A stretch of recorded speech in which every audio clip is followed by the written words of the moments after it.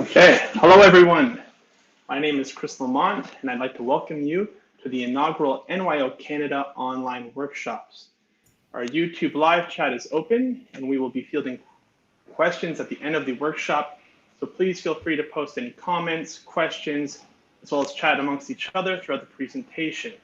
I now have the pleasure of introducing our first presenter, NYO alum and horn faculty at Indiana University, Jeff Nelsen. Welcome, Jeff.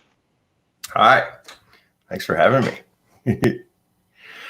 Welcome, everybody, to all of you that are watching this live stream, and also to everyone watching the archived viewing later. Way to go. Welcome to this talk, the first of this season, and thank you NYO for having me here. I did National Youth Orchestra of Canada in 1992, long ago, and I play horn, as you heard, and yeah, I got some stories about NYO, and my experiences of that was the first time I think I learned that what I was saying musically could matter even a little bit. It was pretty cool. But what I really want to talk to you guys about, if it'll help at all, is what I now call fearless performance. And it's basically how you can notice your fears when you walk into performance, and more importantly, how to replace them. So I ask all of you now, have you ever experienced training, getting something to a certain level, and then walking out on stage to perform it and have it go not quite as well? Yeah, me too. I've asked that question all over the world, and every single hand in the room goes up. And what you've experienced, I call the quality gap. It's basically the difference between what you can do, your abilities, and what you actually do live and in person and on your first performance. So that's the difference, and that's when the nerves matter and when we make mistakes, is when we walk out on stage. So I'm going to talk about that and all of the self-obsession and self-abuse that I've given myself, and the the little bit of self-congratulations that I've carved out of this stone of pride and ego and knowing I suck and I'm not good enough and all these things, but to find a little bit of ways of saying, nope, that was okay. That I can do that again. And I can walk out on stage and go, I think this. And at least be getting out of my own way enough to at least play close to my best for 5 notes in a row. Even, that's a big success for me. And then I notice I'm fearing again, and then I do another optimal reset, as I call it, and I get back to being focused on better things than my fear of what could happen to me if I miss, but rather focusing on this musical opportunity of what I can embrace and go toward, and end up forgetting my fears and me, and make it about greater things like the music, serving the audience, serving the composer, all these ways of tricking myself into self-belief and opportunity seizing instead of text passing or regurgitation success. I get pretty excited about this stuff, so I kind of can go on for hours and hours, and I don't really take a breath. So with that in mind, please, I can see the live comments, so send your questions in any time if you'd like, and I'd love to be guided along the way by your questions. And then I can talk about that stuff. I do a seminar. I've been doing it for the last 14 years. I just ended my 14th year teaching at Indiana University, Jacobs School of Music here in Bloomington. And so it's a 4, 5, or 6 day seminar, so I can talk forever about this stuff. So, and some people who even come to the 4 or 5 day seminars say it's like drinking from a fire hose, all this information. So I'll try and be what I've heard is called be linear, and maybe go down some straight lines while tangenting off and hopefully giving you some just useful information that clicks for some of you, and then something else might click for someone else. So, okay, take a breath, show you my shirt. That's right, that's what I'm talking about. Yay, Canada. I miss Canada. My mother lives in Toronto, and hi, Mom. And my sisters, we all grew up on the pig farm in Edmonton, near Edmonton, Alberta. And my one sister, Suzanne, is a bassoonist, and my other sister, Lisa, is a flautist. And I play horn, and we all did NYO. And I think we're going to talk this Sunday, actually, for an alum discussion on what we all experienced with NYO, with Malcolm, this coming Sunday. And it made all of us musicians, and we wish we could have stayed in Canada, and we would have. And anyway, we'll talk about that at the alum talk. So where to start? I will start with kind of basically I'll dive into how a tactical thing that I do to how I figured out where I fear and how I practice replacing those fears. So for me, I quit horn for a while during high school, and after high school then came back to it and was very good at playing badly. But I didn't feel bad about playing badly. So I would play and miss, and I'd be like, instead of going, oh, that was bad, I was like, oh, that was bad. And then now, since then, I've obsessed about also replacing even those emotional critique words with, well, that was flat, that was sharp, that could have been more accurate, solution-based word choice, and all these different ways of stumbling toward better things like the solution, instead of making it about what not to do, going toward those things. So I think I learned faster than others because my self-worth was not wrapped up in what I was doing. I could play badly and not feel bad about playing badly, and so then as I played, I realized still that I got pretty frustrated with walking on stage optimistic and eager and walking off stage disappointed. So I isolated the one physical difference for me between the practice room and on stage. And here it is. Ready? I'll show you. This is the headless version. I gotta back way up. Here's the practice room version.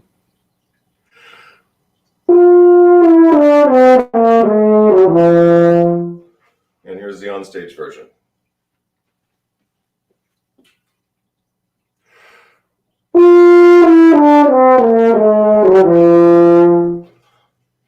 So the only physical difference for me, not the physical differences around me, like the different halls or the different audience, but the physical difference for me is that I walked from backstage on stage, or walked wherever. And then what I found was the act of walking helped me make certain choices. And one of the most destructive choices that we all make is deciding this time matters more. Crazy. I think basically if we have room to make this time matter more, we just haven't made all the other times matter enough, right? So why not just make every note dripping with musical intent and opportunity seizing, even our warm-ups and our routines and all that. And then we never have to play more musically or play better, all those movable standards. We had Bramwell Tovey here, nice Canadian former music director in Vancouver. He was my first music director in Winnipeg as well. And he said we were doing a festival orchestra thing here at IU, and the faculty play principal, and the students play the rest of the sections. And he just got really clear all of a sudden. He just said, there are no great jobs for anyone who plays with their legs crossed. And all the faculty kind of went, woo! And I, of course, uncrossed my legs. Just kidding. But, it's a really great comment. And basically, it's that where it went, I thought, was this movable standards, that we might cross our legs a little bit in rehearsal, but practically no one at NYO Canada standards performs with their legs crossed. Right? Oh, it's a performance, so I'm going to sit well. But now it's so complicated where our mind is distracted and too many things to worry about. And if this is the concert I need to play better, it's movable standards, right? If we cross our legs in rehearsal and not in concert. Phil Myers, the former first horn in the New York Philharmonic, said to me casually at lunch one day, he said, yeah, I don't go out there to play my best anymore. I just go out there to play like me. That's genius. So, you're sitting there and you're playing. And you think you're alone. Okay, me and my horn. One person walks in. Ooh, hey, hi. Me and my horn. 5 people walk in. Ooh, hi. Still me and my horn. 100 people come in. Hi. 1,000, million people online. It's still me and my horn. So that's it. It's easy. You just do that. No, I'm 50 now, and it's been my lifelong pursuit and obsession to be able to stay who I am and the best version of that, regardless of who's around me, what's at stake. It started for me in school when I liked a girl, and I got nervous. I remember one time we were playing basketball as well. I drew the foul, went to the free throw line. I could shoot hoops all day on the farm and make them all day. All of a sudden, I was in a public game and at the free throw line, but Laura Kalinowski was watching, and I knew that. And I was like, okay, do my cool 3-bounce thing. And I went and shot, and the ball barely made it halfway to the hoop. Something happened to my arm. It was just like, bah. But my mind happened to my arm, and the energy went elsewhere, right? And that's what's happening to us when we get nervous. I got a few things going on right now. Sorry, with far as tangents. But we want to watch what our choices are. Our choices are where our focus gets diluted to things that we can't control. I love the saying, you can't control perception, you can only control presentation in performance. And this is what's going on for me. My computer just went to sleep for a second. Hopefully everything's still going. Or I'm talking to myself, which is fine. I have no friends. You're my friends now.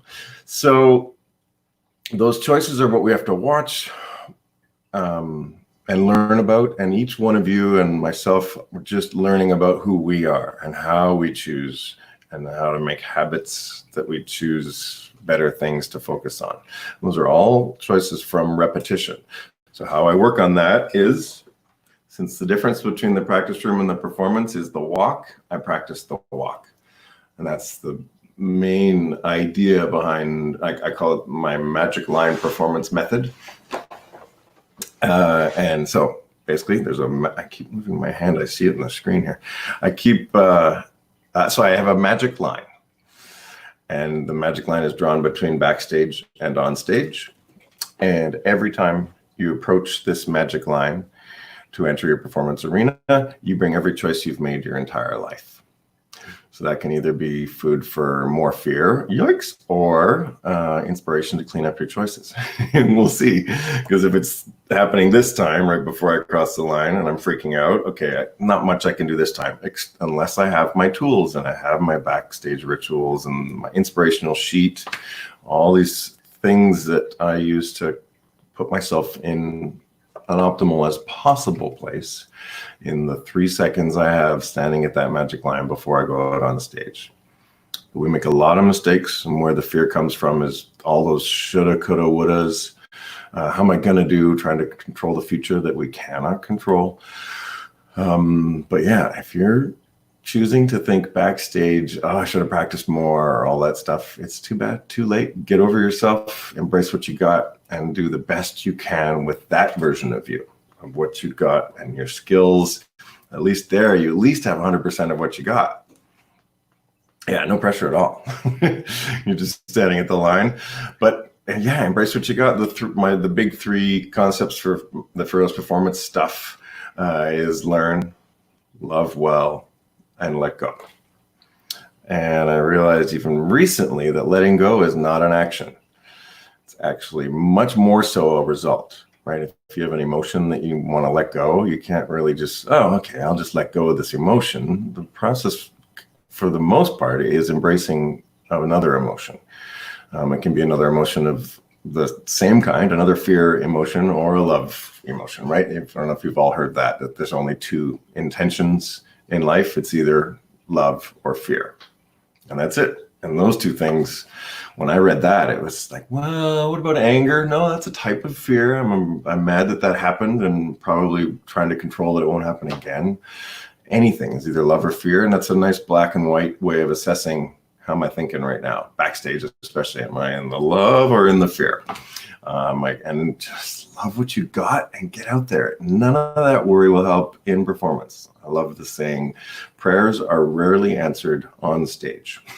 And all the fear is great backstage and in your preparation. That's where fear can get me off the couch into practicing better, into picking up the pencil, into turning on the tuner and the metronome, slowing down and not feeling bad about slowing down. I have a lot of favorite sayings. Another one is, it's not too hard, it's just too fast. Slow it down. Slowing it down isn't a penalty, it's just reality.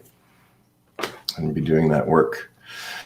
So as you've seen by now, I jump around a lot and just say a lot of maybe good ideas, but I'll get there with what I'm talking about as well. So the questions will help. Again, I ask you again to ask any questions you have. There's a question now. Yes.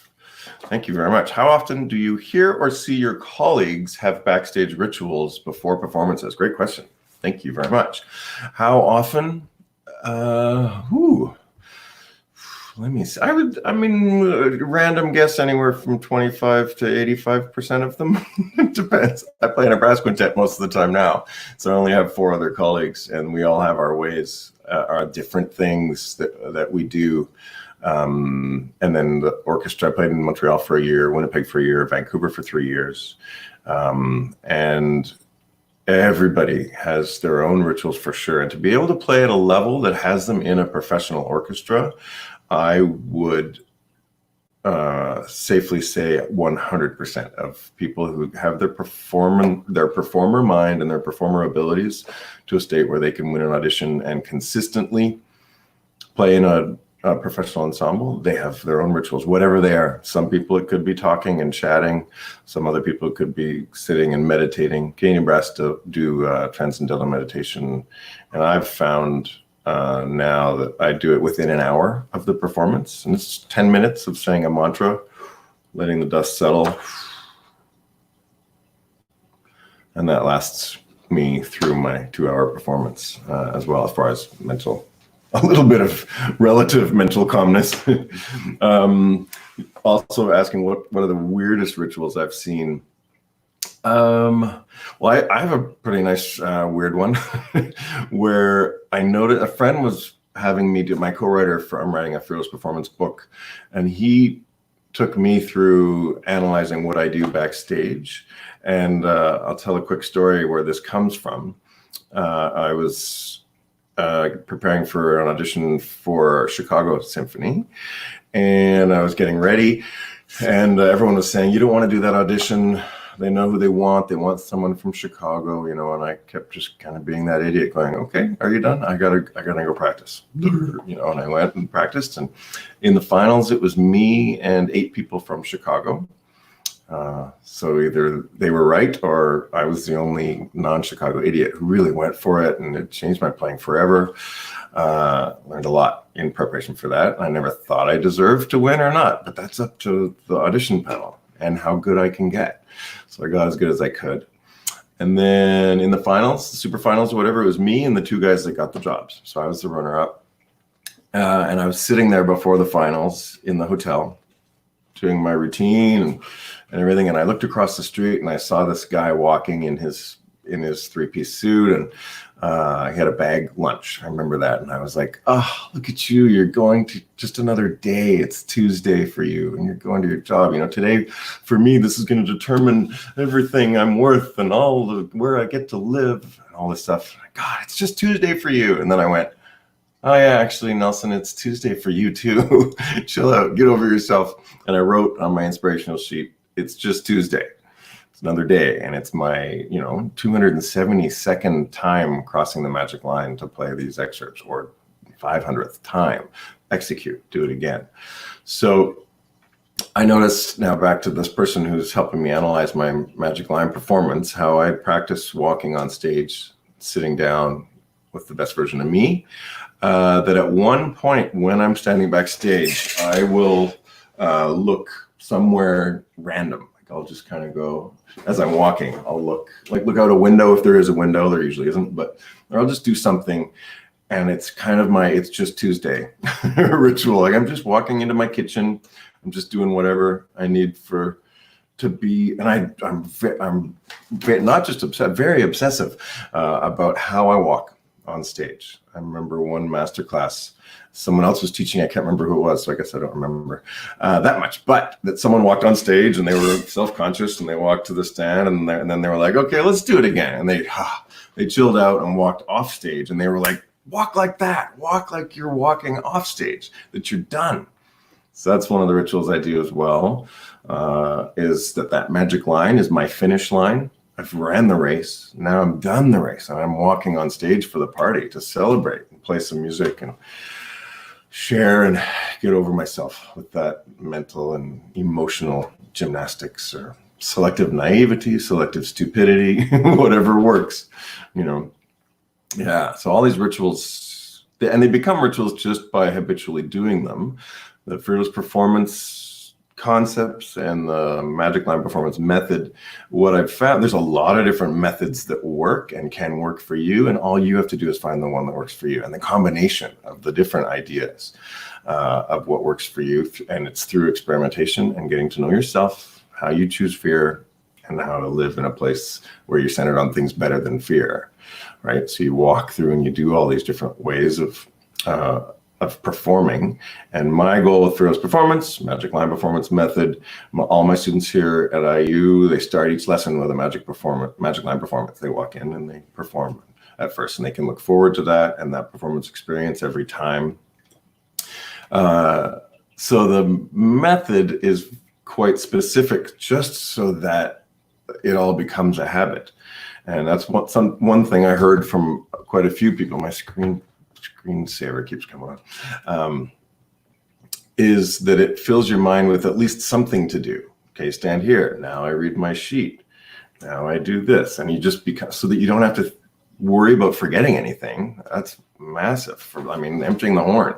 How many people come out and, and forgot to empty because they're in this little more unfamiliar place. So it's to make the approaches and what I do before performance to be enough of a habit. I don't have to think about it, and it happens naturally. Every time I talk about the magic line, I'm emptying my horn just because of habit. I remember Jamie Somerville, a fellow horn faculty here with NYO. Hi, Jamie and Kate. Yay! Jamie is also our distant cousin. Jamie plays with my bassoonist sister in the Boston Symphony. Anyway, but we did a recital together, Jamie and my sister's husband, David, horn player, former Canadian brass, and myself anyway. And at one point, Jamie was emptying and talking, and he was flicking the condensation kind of all over the stage. And this is not a very interesting story. Sorry, this is a French horn player story, but reminds me of how they're not interested when we empty the horn. We need to empty backstage. Jamie basically said there was a horn player in London who was premiering, it was Alan Civil, premiering the Schumann Concertstück, and all the horn players came to the front row to watch him play the Concertstück. And so when he emptied his horn, he flicked it on all the horn players in the front row. Yeah, it's not the best story to tell. Sorry, horn player stories. So empty your horn backstage, basically. Thank you, Jamie. Yeah, all these different habits, fill your process with these things that serve you, whatever they are. Basically, that complicated aspect is also what dilutes our minds, right? We only have 100% of our brain with which to use for performance. If I'm thinking about where's my mute or any of these other things, and then running to get my mute. I did that once. I came on stage without a mute for a chamber music thing, slowly got up and walked off stage, then sprinted to get my mute, came back, and then I got on stage and I was exhausted. And I played at the beginning of this piece, and it was, I'll never do that again. And I always yell to my students now, do not run, regardless of what it is. And then get all these habits in your approach, in your backstage rituals. And so you don't have to remember anything. Keep a list. A lot of people have lists, and what to think, what to do. So I'll show you the Magic Line Performance method and how I practice walking. I'll just do a magic, I'll tell you about it a little bit. Basically, it's practicing the walk. So I use an inspirational sheet, and on this sheet are a lot of inspirational sayings. Some people don't like calling it an inspirational sheet. So they'll call it we call it a performance checklist, but it's different thoughts and ideas that help you get in the best place possible quickly and right backstage. And it inspires the performer that you are. Excuse me.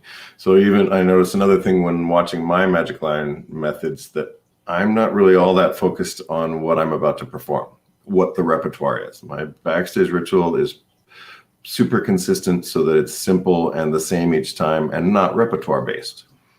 Or what role, if I'm playing first horn, fourth horn, quintet, all these different things. It's the same. It's getting myself into a place where I read the inspirational sheet. Well, the first thing on it is they want you to play well.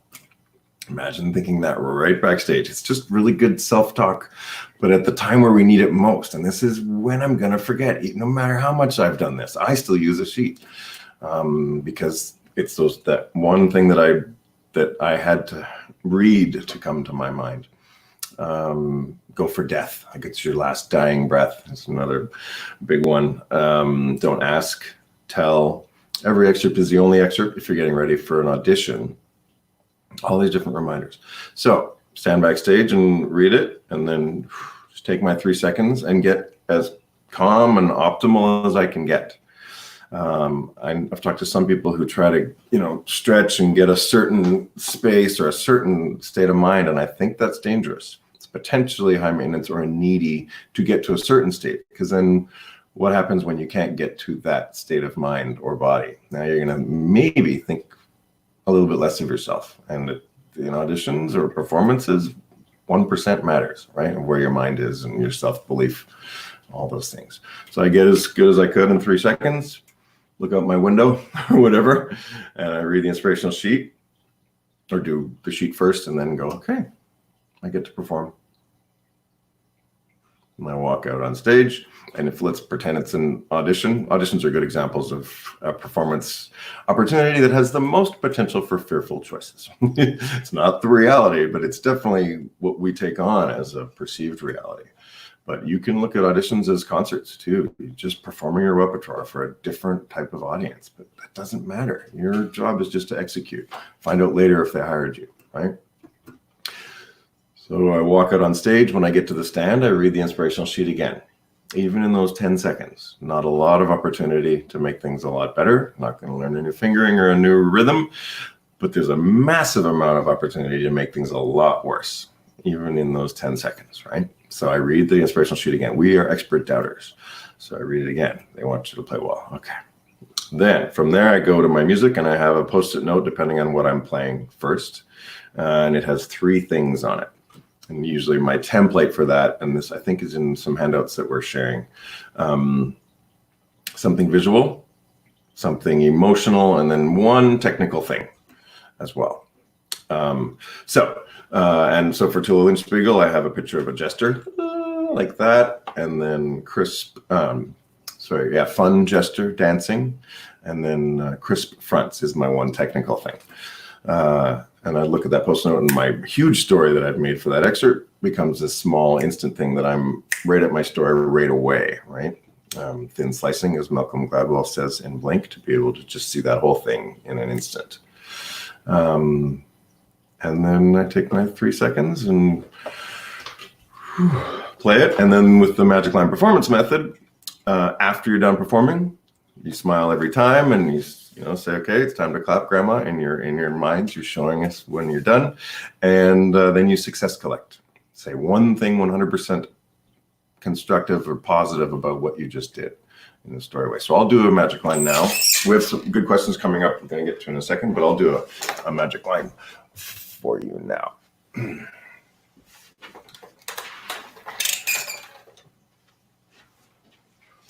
So there's also 2 ways that we enter for a concert. One is for a performance. One is to applause, and the other is to no applause. The weirdest way to ever walk in to perform.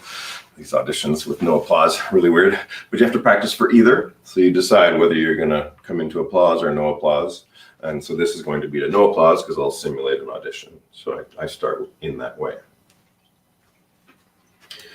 Good afternoon. My name is Jeff Nelsen, and no applause, please. When I enter, I'm going to simulate an audition, and I will be performing for you today Richard Strauss's Till Eulenspiegel, just the opening horn solo. Richard's father was a horn player as well, so he wrote a lot of wonderful music for us on the horn, kind of taught us some things about what we could do on the horn. Till Eulenspiegel is a jester, and he has to be funny enough to save his own life. He's in front of the king. Meanwhile, there are 3 dead jesters at his feet. We wish him luck. And then I leave and I come and I do all my backstage rituals. I'm practicing what I do backstage. So I will empty and I'll get the stage ready. That's not a chair that any horn player should ever use ever, okay? Then I read my inspirational sheet. They want me to play well. Look out my window. Walk like I'm walking into my kitchen. And then I always, when I sit down, I move the stand. Just get the ice off my shoulders and okay. Read the inspirational sheet again. And I go to my 3 things. Till Eulenspiegel's funny face. That's funny, Jeff.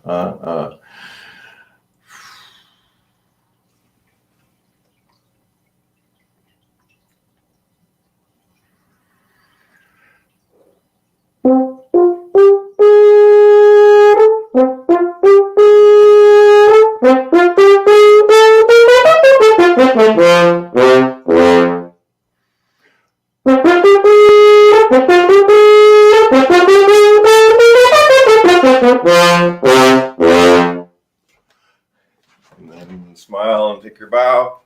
Boom, boom, boom, and your screensaver goes off.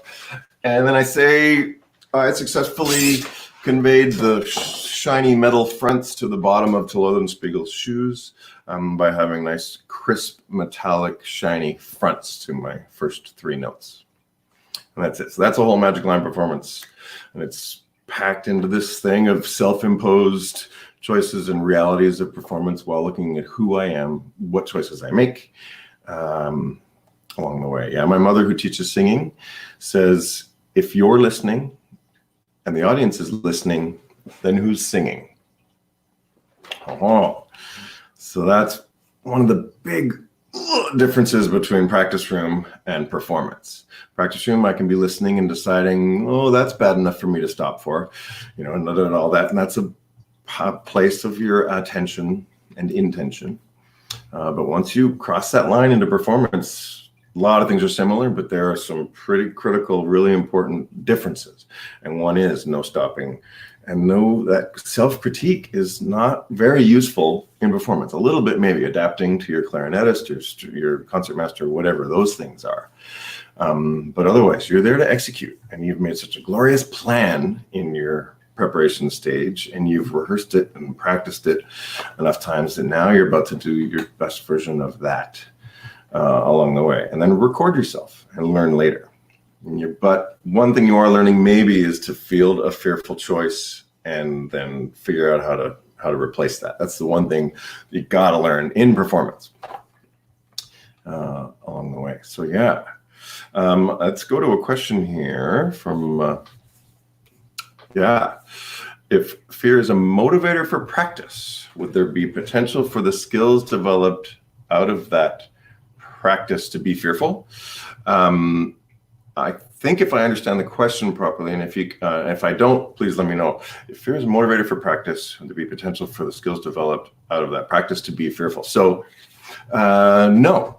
I mean, yes, there's potential for that unless your skills developed, you're developing them well. So there's keeping some lines of how you understand fear. For me, I follow this guy. I highly recommend to you guys. His name's Brendan Burchard. Burchard. Anyway, Burchard, and he's a high performance coach, super high, like he coaches Oprah and people like that. And but he's giving away a wellness course right now that's free for the next 14 days, I think, and it's really, really great. But he says fear is a signal. Fear is a signal, that's it, or a flag, so that it can be a moment of going, I'm feeling this fear. So now why am I doing that? Oh, because I'm playing Xbox, and you have a concert coming up. Oh, it's getting closer and closer. The fear gets higher and higher until I go practice and I go do something about it. So that's where fear can be a motivator. I also discern between motivation and inspiration. Motivation gets me to act. I get motivated to get out of bed or go to the gym, and motivated maybe to do some physical work. But then once I'm in that concert, I'm trying to give the inspiration is the story and that inspirational stuff, if that makes sense. So fear can be a good motivator for practice. Also an inspirer to do better practice if I'm what I call piñata practicing. Did I get it?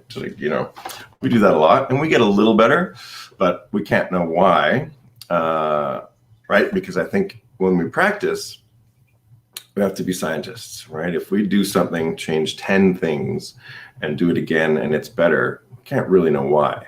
So our job is to do something, change one thing, one or two things, and then do it again and then ask, was anything better? Yes or no? Also make that question a yes or no. I ask my students a lot of times, okay, I hear something better. Was it better? And they were like, yeah, but I missed this thing, or maybe, or their other big two problemary answers are a little bit, like, was it better? And they say a little bit. That's just, if you give yourself a yes out of a yes or no, you get a lot more yeses. And make it a yes or no. Was it any better? Even 0.01% better, that gets a yes. And in the practice room, that adds up a lot. And practice a lot, maybe a little bit more optimism, building a lot more self-efficacy and belief in yourself. The more yeses you give yourself, I'm living proof that works, because I'm super hard on myself and super emotional and super duper fearful. But I got a bunch of music jobs. It's pretty cool. So it's played out well for me, which is what I'm talking about here. The other one answer is was it better? A little bit. And another one is I'm not sure. So watch yourself when you're trying to be sure. That's not much of a good approach for your work as an artist in music. There isn't a lot of sure. You can't be. Don't look to be sure.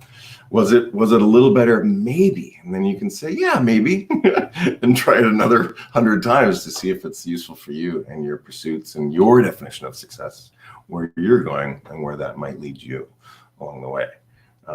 Yeah, good question about the fear. Yeah, you got to watch what you're using fear for. Nothing more of a motivator. Once you're in there, same with, I take my students through, if they're going to do an audition, here's another good way of looking at that. I ask a few questions and make them yes or no questions. One is, can you go there? And can you afford to go to the audition? Can you get to this place?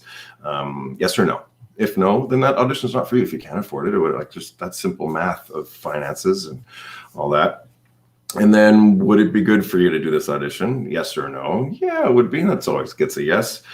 Now, if you do all the work you can really, really well, including 8 hours sleep and drinking water and having good relationships, not just, practicing the instrument and the technique, but studying the scores, listening, all that stuff. If you do all of that and you go and perform as close as possible to your best, is there a chance that they might offer you the job? Not is there a chance you go win, and you can't control that, but you go and perform and they end up offering you the job. And if that gets a yes, then you're going to do it. And if they say a yes to that, okay, now it's 3 months out. Get a yes, great. Now it's just about the music, and you're done with the commitment complications and all that. But what if they're going, all that? It's not even a part of the question, because I don't think I deserved to win. My first audition was Winnipeg. The next year was another 1 year in Montreal. There's no way. I grew up on a pig farm, and my sisters are way better than me, and I don't deserve to play in Montreal, but do I want the job, and will I go for it? Yeah, okay.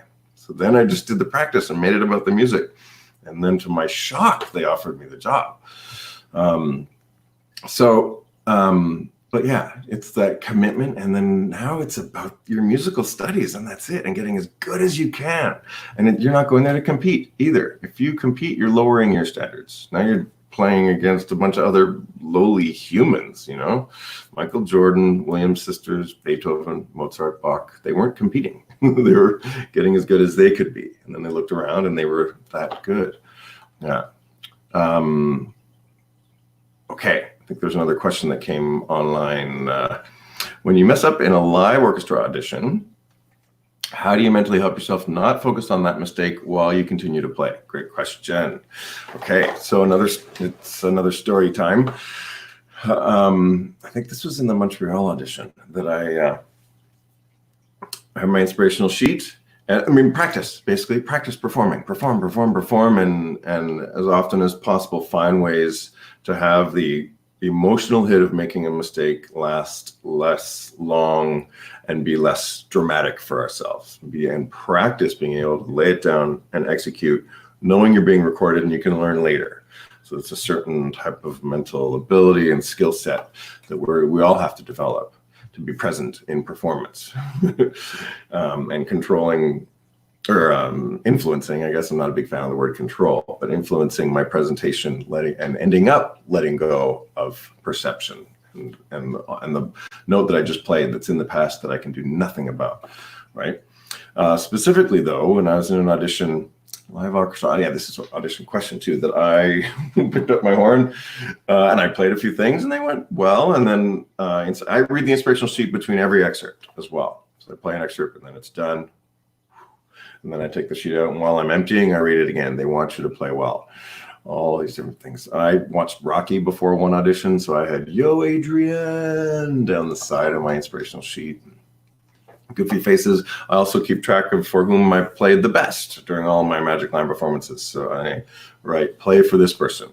It was my wife for a long time, and then it's my kids. So I played a few excerpts, took the inspirational sheet out. The other big saying, and this is to your question, is every excerpt is the only excerpt. So now I have this emotional delete button, or liquid paper, I used to say. So I never have to make up for a badly played excerpt because I play, it's gone, it's in the past, which it is anyway, it's in the past. And I take the sheet out. Every excerpt is the only excerpt. Okay, what am I playing for them today? It's the only excerpt. I'm not playing two excerpts either. This is it. Don Juan. Okay. Whew. Got it. Hero, lover. What was it? Not too wide an octave. I think in the beginning or something was my thing. I went to play and I went Spia, Spia. I missed both first notes. It was awesome. Very impressive. Put my horn back down. Took the inspirational sheet out. Looked at it again. Every excerpt's the only excerpt. I turned the page on my music, basically my little looking out the window thing, I guess. And I felt the proctor for the audition coming over to make sure that, no, you have to play that excerpt. You can't skip that one. Turned the page back, saw Don Juan, and I went, oh, Don Juan, I love this excerpt. Did all my process and played it like it was the first time. Again, second time. The first time is another thing I have on my sheet, because a lot of people make that mistake, that if you make a mistake, and especially if you make a mistake and stop, and then you're going to play the excerpt again, they make the mistake of going, oh crap, now I really have to nail it. No, you really had to nail it the first time as well. Those movable standards. Now I really have to, no, you always have to nail it or whatever and be above the enough, not enough line. This hireability line. I love calling it the hireability line, not good or bad, because nothing's perfect. I missed notes in all the auditions that I won. So it's enough, not enough. And it's enough not just to be hireable quality-wise, but to be the most hireable person out of everybody. And some auditions, they don't hire anyone because no one's told enough musical stories. Maybe 20 people play cleanly and accurately and in tune, beautiful sound, but they didn't compel the panel to hire them. So that's the enough, not enough, wherever that is along the line. But it's not about perfection. And I've missed notes in every audition I didn't win as well. Yeah, that was yay. Lots of learning along the way. And there are a lot of auditions I didn't win. I couldn't start notes. When I first got into Montreal Symphony, I was thinking I'm this young hotshot and everyone's watching and I need to succeed all the time. But that's been another portal of learning of how to start notes. And now I teach other people all about that. But that could be maybe another talk. Yeah, good question. So presence is the quickest way. You know, I watch students come in, sometimes few really quick stories, like when they play, and then they go, oh, geez, and they get upset at themselves. It's pretty jarring for me to see that. And I think they're just making the mistake of thinking they're better than they just were. They think they shouldn't have missed that note because they're this good. Meanwhile, reality has just told you just missed that note. To get upset at yourself is just doubling an insult to injury along the way. So it's about staying present. In my lessons, I have people do what's called a lap. I used to teach in the round building at IU. And so if someone goes, or stops or goes, oops, okay, let's go for a walk. And we go walk around the circle and talk about, okay, why are we doing this juvenile thing of walking? And they're like, well, it's because I chose like a juvenile. I gave myself grief, maturity of emotional choices. We need to stay present and learn how to perform. You can stop and go back in the practice room, but not when you're in performance. All this training of habits and all that along the way. Okay, we have any other questions? Do you think it's healthy to just let your fear be before you get on stage? I feel like I've been wasting so much energy fighting that fear at times instead of just letting it throw its hissy fit. Totally. Yes, I think for sure. Let your fear be. It's really well said. It can give you a lot of space, I think, letting you be who you are. That's what I say. I have a lot of just 3 things. Another one for fearless performance is build, be, share. Coincidentally, letting fear be. Build, you prepare, you do all your stuff, you get some sleep and practice and study and mark your parts or not, or whatever, make all these choices. There's a point when the build phase ends and the share phase is going to begin, but there's a spot in the middle there, the backstage spot, where you can't practice anymore.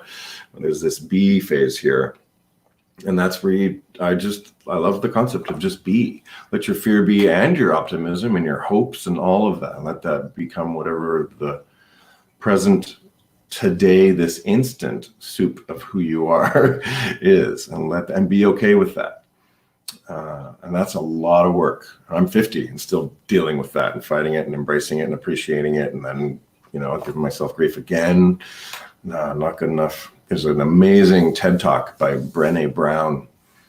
It's called The Power of Vulnerability. I think it's one of the top 10 most watched TED Talks. And in the end, it has a picture of a person, and written across their chest is just, I am enough.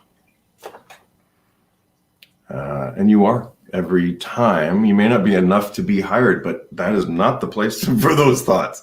You're backstage, so just be, where do you draw the line between healthy and unhealthy fear? When I get negative results, I think it's a wonderful question. I don't think I've ever been really asked that clearly. Thank you. Merci beaucoup.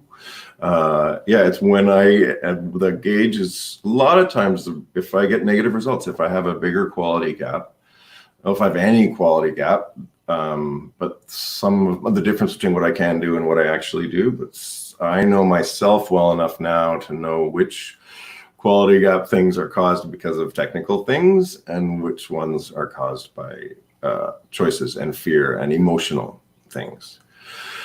So the line between healthy and unhealthy fear, it's when the fear is inspiring me and motivating me to do some work and go figure it out. And then when it's a moment. So there's a difference between a moment of stress and worry, for example. A moment of stress is fine. It's a signal. It's a flag. But worrying, I believe, is basking in inaction. Once I have a moment of stress, now serenity prayer. Can I do anything about it? Yes or no? If I can, go do that. Now I'm tending to the worry by doing something and then fully immerse myself in what I'm doing, right?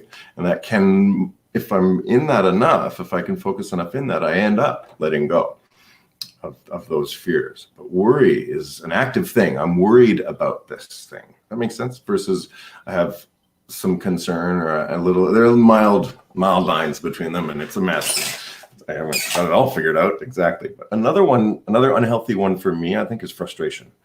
I catch myself pretty quick when I say I'm frustrated with, wait a minute. I believe frustration is ignoring reality. The cure for frustration is reality, because we can only be frustrated with something because it's not what I want it to be or what I think it should be. Same thing, kind of, right? But it's basically, I use this example all the time. It's like moving to Canada and being frustrated with cold weather. It's crazy. And if you're frustrated with your playing, you're really thinking it should or is something that it isn't. So again, back to that, the cure for frustration is reality. Embrace who you are right now. Same with Backstage. Sorry, I got one more thing about this healthy, unhealthy fear and the just be with fear. I'm making an online course. It'll be out in a little while, very soon. And it's training in thirds, and it's my approach to auditioning, but also to performance in any way. And it works whether I have a performance in a week or a month or whatever it is. So I'll do this really quickly. It's, let's say you get the audition list and you have 3 months. So you break your time up into thirds. And then each month is a third. First third is your build phase. And this is where you have different priorities, basically. First third is, it's really weird seeing left to right on the first. The first third is build. So you're learning all your notes, you're learning intonation tendencies and the score and basking in the score, steady music, getting healthy, staying healthy, all those things in your first third. Okay, and that has to be finished by the end of your first third. So it puts urgency on learning all your notes in the end of your first month of a 3-month prep. Because beginning of your second third, you're performing for people. Okay, so it's your build, share, now you're sharing. And that's the best word I can come up with for performance, is share. It includes the audience and includes composer, all that stuff. Now you're performing daily for different people online. It's getting easier than ever. Schedule them during your first third. So now you know they're coming up, right? And you keep performing, asking people for all their comments, receive them well. You're practicing that. Okay. And if that person maybe doesn't play in tune, then you can go, okay, and let that comment go by. It's all choices you make. Collect the ones that you think matter, and that's your choices anyway, who you become. And that second third, you're sharing. That's the priority while you're still practicing and learning and everything. But here's the third third. This is the one that most people neglect. This is the B, the one that is the priority of being. Build, share, be. Now you're doing the same thing, performing for everybody, but instead of trying to get more comments and ideas and the best, some people are trying to get that the day before the audition. My priority in that whole third, so a month of performing for people, another month after performing for people and collecting. Now I'm performing for people and trying to learn what I need to play my best on my first shot.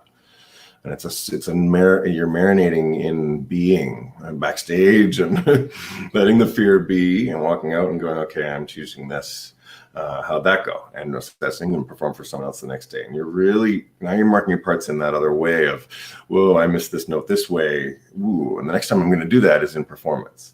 This is one of my biggest goals in the practice room, is that I want to figure out all the ways that I could make mistakes. I don't do it on purpose, I don't think, but I want to get all those mistakes happening before I'm on stage in performance actual, so that I know myself and I have all my solutions marked. I mark the crap out of my parts. I'm an idiot, but I'm a very successful idiot, I say.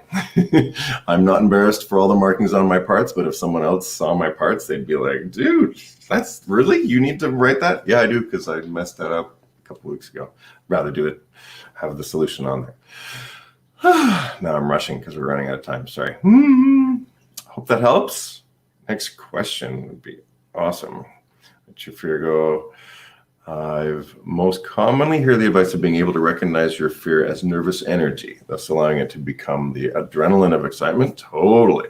If that works for you, awesome. And that's the balance that everyone's figuring out as well. How much of that nervous energy can you let be there versus, I'm not a fan of fighting fear. I think that gets us maybe to be needy and also adversarial, and it takes energy versus letting it be. There are some people who, for example, they go off in a corner backstage and they're like, okay, and I got to take a moment. There'll come a time where there won't be a backstage, or you don't have a place. There's people everywhere and you can't take your moment. You might think less of yourself. So I like the concept of find focus in the chaos and standing there and being autonomous of myself. That's right. I got all these big, long stories. Really quick. There's a book by Daniel Pink called Drive. It's called Drive, The Mysterious Truth About What Motivates Us. And he said the old paradigm is we do something for the carrot or the stick. to either win the carrot or avoid the stick, the punishment. But this other paradigm for what motivates us, what has us get up in the morning and practice and do all these things. Also, what is being either tested in an audition, or what are the opportunities we get to end up showing the panel when we audition, are these three things. I'll do this in order. Mastery, we're going to practice to get a degree of mastery and show that in performance. So mastery, meaning, to have our own meaning to the music and all this, and autonomy, to be self-sufficient. Those three things. That's what an audition or performance is either letting us show or be tested or whatever that is. But that autonomicity, self-sufficienticity-fulness drives a lot of my definitions of success. I don't go out there to impress people, to win an audition, to do any of that stuff. I go out there to execute and share an awesome Mozart. And in each note, when I'm done, I will have ended up sharing a great, complete Mozart and all that stuff. But it's all this execution of presence from an amazing plan I've made in my first third. I've taken to a bunch of people and vetted it and made my stories the most amazing stories, right to the line of musical opportunities, nothing past that line, and everything right to the line though. And then figuring out how to do that on my first version in my third of time. So that I can go out there. And there will be nervous energy. That's the other thing you can learn by performing for a bunch of people. Recognizing it. Eckhart Tolle, God, I'm bringing up all these Canadian writers. Eckhart Tolle, The Power of Now, is a wonderful book. I'll put it up to any page and just read that paragraph and go, huh, interesting. That's what I needed right now. But he talks about noting the thinker. And that chatter, not good enough, you got to do this, you got to do that, and all that. Okay, just kind of pat it on its head and let it go by. He says you need to note the thinker and treat it sometimes like an insolent child and let it go by, because that's old you, that's younger you that has made this mistake and fears it happening again, all that. I'd much rather standing in the river. You can control everything, and that's what fear is, right? Is a control issue. There's a saying that says, if you're depressed, you're in the past. If you're anxious, you're in the future. And if you're at peace, you are present. You're in the present moment. And we're anxious about trying to control the future because we can't, and we're depressed about not being able to change the past. Really, specific words. So the control issue is stopping everything in the river and go, okay, I know you don't like me, but I got a plan for you, and I'm going to control everything. I'd much rather lift my arms up, let the river of life flow around me, and I'll keep what I want. Hey, buddy, how's it going? Oops, some ice cream. Yay, all this. Oh, yelling guy, need a hug? No? Okay, I might see you later. I might see you again. I might not. And just be, and the fears as well. Embrace all of who you are. That's what we're here to learn about the whole time. Do we have any time for any more questions? So quiet. And it's 58, 29, 30. Okay, I think I'm going to say thank you so much for all of you watching live and everybody who's watching the archive as well. Thank you so much for having me. I hope this wash of fire hose of ideas can help you prepare and perform with a small quality. Thank you so much, Jeff, for that insightful and very personal talk that you just gave. Thank you for opening up our NYO online workshops. To everyone watching, we'll be posting a lot of stuff that Jeff was talking about in Slack and on the Facebook channel, so keep an eye out. And of course, look out for the next one. Thank you again, Jeff. Yeah, thank you, everybody. Also, I'm just cheering you guys on. You can't know where you are, for your success yet. So this is a tough time, but you can do this. Spend time. I did it coming off the pig farm and winning auditions. You can do this. Don't ask if you deserve it or not. You want a better life? Ask better questions. This is my favorite quote. I'm going to share it really quickly. It's a piece of art that was then written into a piece for my wife and I, and it's by Brian Andreas, and it says this: in my dream, the angel shrugged and said, if we fail this time, it will be a failure of imagination. And then she placed the whole world gently in the palm of my hand. Cheering you on as we all are. Yeah. Bravo. You do. Thanks. Thank you.